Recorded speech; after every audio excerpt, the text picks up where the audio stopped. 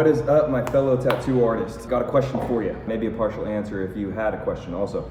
So I've been struggling trying to find a fucking steel tube that I like that holds cartridges really well. I know there's a billion different tube companies out there, and a billion different companies that make tubes.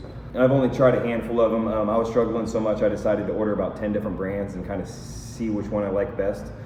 I just want to share my results with you guys and let me know if you guys can maybe help me out or give me some suggestions, or just comment below and let me know what kind of tubes you guys are using. I feel like steel tubes, the basic steel tubes in my opinion, are the best. I've used some of the coated ones that seem to fall apart in the autoclave. I also decided to buy some of these like clicky adjustment ones. Also, which this one worked really well before I autoclaved it. Now I can like barely turn it. So long fucking story short, guys, tubes are meant to be autoclaved. If you're fucking dry wiping your tubes, that's fucking gross. Hope you're not doing that. So if you're using some kind of tube that's not disposable, it needs to be autoclaved 100%. I don't feel like these really fancy adjustment tubes work very well after you autoclave them. They seem to be getting a little funky, and I mean, it's really easy just to slide your tube up and down just to adjust the depth anyways.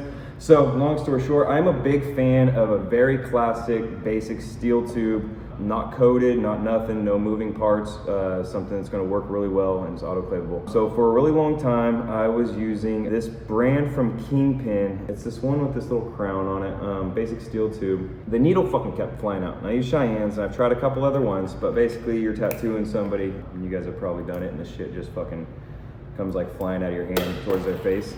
It's kind of embarrassing. So anyways, I wanted to find a tube that the needle didn't pop out of. I got a couple pins. The needles seem to stay in them just fine, so I think it's a matter of just finding a steel company that mills their tubes correctly. Get rid of some of these clicky ones. As I said, I think those are kind of trash. I'll show you guys what I was left with. One of the most expensive ones that I bought, and it's very light, so I didn't even try to use it because the whole point of my steel tube is I like the weight behind it. There's also this fucking blue like rubber ring on the inside. It's clearly not fucking autoclavable.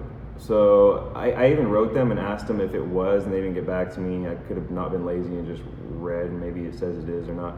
But anyways, a rubber piece and an autoclave doesn't seem, or a plastic piece doesn't seem like it's gonna work well to me. So these are the ones that I was left with right here. So this was the first one that I was pretty excited about. I got it and I looked at it, and it just looked like such a big, basic, heavy tube. I snapped this into it. It fucking works really well. It holds it really well.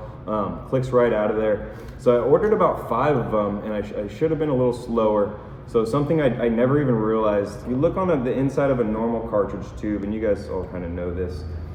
So let's kind of look down there. It's a very small hole, but the hole kind of narrows. The tip of your basically your bar kind of fits in there snugly and pushes the cartridge up and down, right? So I ordered this, and it has this ginormous fucking hole in it.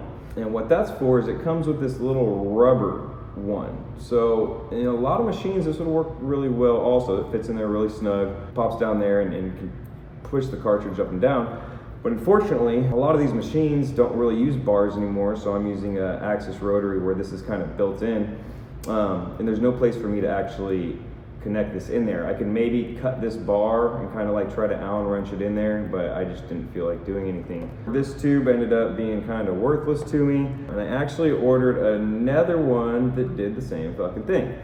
So if you do have a machine like this where you can't really have a place for a grommet and a bar, make sure the tube that you're trying to buy isn't a wide tube with these kind of rubbery tips. I wasted a couple $100 on those. Winner chicken dinner. I did end up finding one that I really liked, so that's kind of what I wanted to share with you guys. Believe it or not, it took me almost like a fucking month to find this thing, and I was ordering these things like one at a time, trying them. Pretty fucking blown away that it was that hard to find like a really basic, good mill tube. So I don't know if you can see this on camera. I'll see if I can show you guys the difference though. Like if you look into, yeah, you're probably not gonna be able to see it.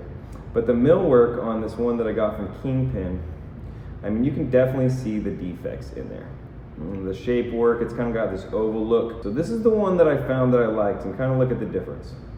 You can tell it's notched just way better. It's perfectly milled in there. The brand is from Saltwater Tattoo. I'm not endorsed by them or anything. I just literally fucking found a tube that I really liked.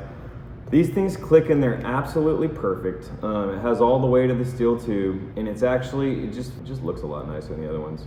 I don't know where it's made or anything like that.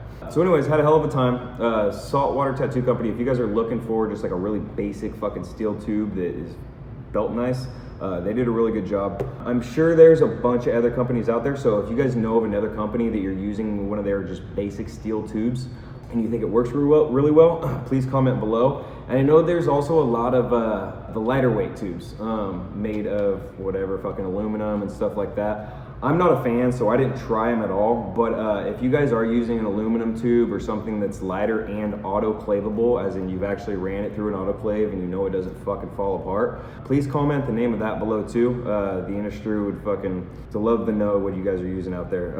I feel like maybe we don't share enough. So anyways, this is just a chance to kind of let you guys know what I found out on a product that I wasted a bunch of money on. Comment below, let me know what you guys are using and what you guys thought. Thanks, man.